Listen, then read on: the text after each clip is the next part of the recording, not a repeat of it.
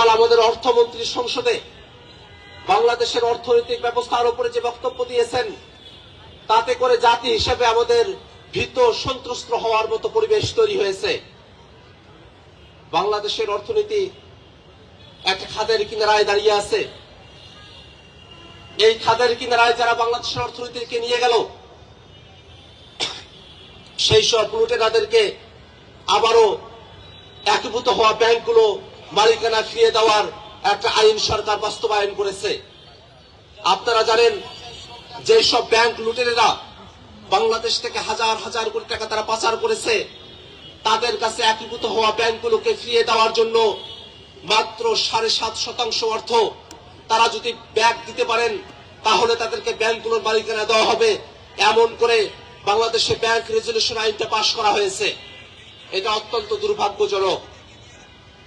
অন্তর্বর্তীকালীন সরকারের সময়টাতে একীভূত হওয়া 5টি ব্যাংক, এস আলম সহ যাদের কাছে ছিল, যারা ব্যাংকের লুটেরা হাজার হাজার কোটি টাকা বিদেশে পাচার করেছে, তাদের হাত থেকে ব্যাংকগুলোকে রক্ষা করার জন্য যে আইনটা করা হয়েছিল, সেখানে ওই লুটেরা মালিকেরা, শেয়ার হোল্ডাররা তারা ব্যাংকগুলোতে আর ফিরতে পারবে না, সে আইনটা করা হয়েছিল, অধ্যাদেশ করা হয়েছিল। কিন্তু দুর্ভাগ্যের বিষয়, যখন এই আইনটা সংসদে নিয়ে আসা হলো, সেখানে পরিবর্তন নিয়ে আসা হলো যে ওই সব লুটেরেরা যারা ব্যাংকের মালিক ছিল, তারা মাত্র 7.5% টাকা ব্যাংক প্রদান করে ফিরিয়ে দিয়ে তারা আবার ব্যাংকের মালিকানা তারা বুঝে পাবে। খেয়াল করে দেখুন, কোন একটি ব্যাংকে যদি সরকার 20,000 কোটি টাকা দিয়ে থাকে, তার মাত্র 750 টাকা ফেরত দিয়ে, মাত্র 1,500 কোটি টাকা ফেরত দিয়ে ওই লুটেরারা তারা আবার ব্যাংকগুলোতে আসতে পারবে। অর্থাৎ যেই ব্যক্তিরা ব্যাংক থেকে হাজার হাজার কোটি টাকা লুটপাট করে নিয়ে গেছে, তাদের জন্য 1,500 কোটি টাকা অর্থাৎ 20,000 কোটি টাকার এত অল্প একটু অংশ জোগাড় করা তাদের জন্য অসম্ভব কোনো বিষয় নয়। তারা আরো খুশিতে মাত্র 7.5% টাকা ব্যাংক দিয়ে হাজার হাজার কোটি টাকা যে তারা লুটপাট করলো, তারা বৈধতা পাবে। আবার তারা লুটপাট করবে, বাংলাদেশের ব্যাংক খাতগুলোকে ধ্বংস করা হবে, অর্থনীতিকে ধ্বংস করা হবে। তার মধ্য দিয়ে এদেশের শ্রমিকেরা, মেহনতি মানুষেরা, তাদের মজুরিকে বাধাগ্রস্ত করা হবে, তাদের জীবনমানকে কমিয়ে নিয়ে আসা হবে, বাংলাদেশকে অর্থনীতিকে একটা খাদের কিনারায় নিয়ে গিয়ে দাঁড় করানো হবে। এমন ধরনের আইন সংসদে পাশ করানো হয়েছে।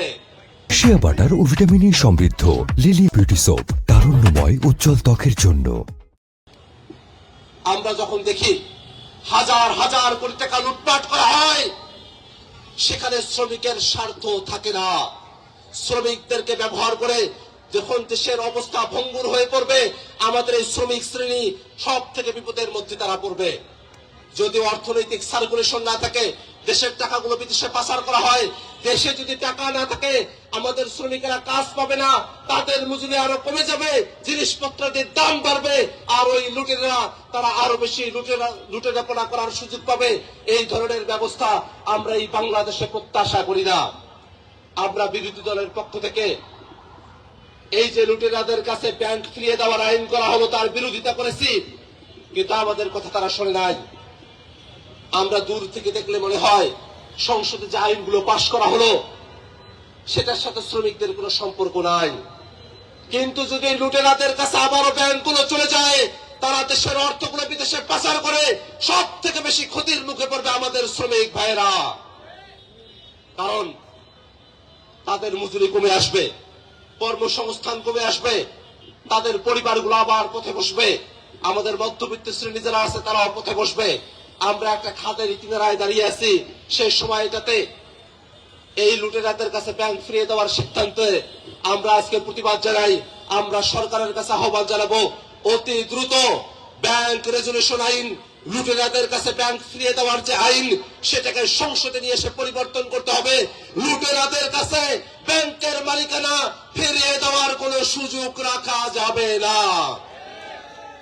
ভাইরা আমার, আমরা শ্রমিকদের যখন কথা বলি, শ্রমিকদের মজুরির কথা বলি, আমরা শ্রমিকদের মর্যাদার কথাটা একেবারেই বেমালুম ভুলে যাই। আমাদের বাংলা ভাষায় সম্বোধন করার ক্ষেত্রে তুমি, আপনি, তুই নানা ধরনের বিভাজন আছে। আমরা জানি তুই এর ব্যবহার দুই ক্ষেত্রে হয়, মর্যাদা অর্থে আর তুচ্ছার্থে। কিন্তু আমরা খেয়াল করে দেখি, আমাদের মালিকেরা তো আমাদের শ্রমিকদের সাথে তাদের মর্যাদাপূর্ণ ঘনিষ্ঠত্বের কোনো সম্পর্ক থাকে না। তারা তো ঘনিষ্ঠ সম্পর্ক নিয়ে তাদের সঙ্গে সম্পর্কটা মেনটেন করে না।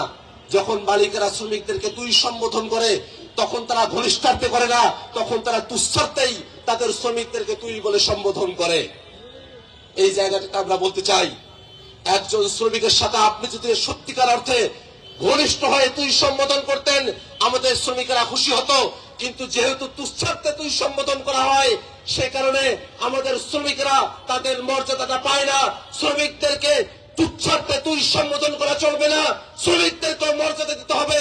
সম্বোধনের ক্ষেত্রে, তাদেরকে ডাকার ক্ষেত্রে, আহ্বান করার ক্ষেত্রে, তাদের সাথে যে কোনো কথা বলার ক্ষেত্রে সম্মানের সাথে শ্রমিকদের সাথে কথা বলতে হবে, শ্রমিকদের মর্যাদাকে নিশ্চিত করতে হবে। আমরা যখন স্বাধীনতা যুদ্ধে অংশগ্রহণ করেছিলাম, তখন আমরা মানবিক মর্যাদার কথা বলেছিলাম। এই যে শ্রমিক ভাইরা আমরা এখানে বসে আছি, আমাদের চা শ্রমিকদের দিকে তাকান, তারা কত অবর্ণনীয় কষ্টের মধ্য দিয়ে তাদেরকে জীবন যাপন করতে হয়। আমরা যদি আরো গভীরে তাকানোর চেষ্টা করি, যারা জুতা সেলাইয়ের কাজ করেন, অর্থাৎ যাদেরকে আমরা মুসি হিসেবে চিনি, যারা পয়ঃনিষ্কাশনের কাজ করেন, যাদেরকে আমরা বেথর হিসেবে চিনি, এই মুসি এবং বেথরদের জীবন কত দুর্বিষহ। আমরা এখনো শুনি বাংলাদেশের কিছু জায়গা আছে যেখানে মুসি এবং বেথরদেরকে হোটেলের মধ্যে প্রবেশাধিকার দেওয়া হয় না। যে প্লেটে সাধারণেরা খান, সেই প্লেটে মুসি এবং বেথর যারা আছেন, যারা আমাদের শ্রমিক, তাদেরকে ওই প্লেটে খাবার খেতে দেওয়া হয় না। তাদেরকে একটা পলিথিনে অথবা কলা পাতায় করে তাদেরকে খাবার পরিবেশন করা হয়। এই যে মর্যাদাগত বিভাজন, সেই বিভাজন বাংলাদেশে আমরা আর দেখতে চাই না। এক্ষেত্রে বাংলাদেশের রাষ্ট্রীয় কাঠামোতে যারা আছেন, তাদের বাইরে বাংলাদেশের আপামর জনতার কাছে আমাদের অনুরোধ থাকবে, যারা পয়ঃনিষ্কাশনের কাজ করে, আমাদের জুতা সেলাই করে, আমাদেরকে স্বাচ্ছন্দ্যে বাস করার সুন্দর একটা পরিবেশ দেওয়ার যারা চেষ্টা করেন, তাদের মর্যাদা ক্ষুণ্ণ করা হয়, এমন কোন কাজ বাংলাদেশের মানুষেরা সামনের দিনে আর করবে না। এই অনুরোধটা আমরা তাদের কাছে রাখতে চাই। শিয়া বাটার ও ভিটামিন ই সমৃদ্ধ লিলি বিউটি সোপ, তারুণ্যময় উজ্জ্বল ত্বকের জন্য।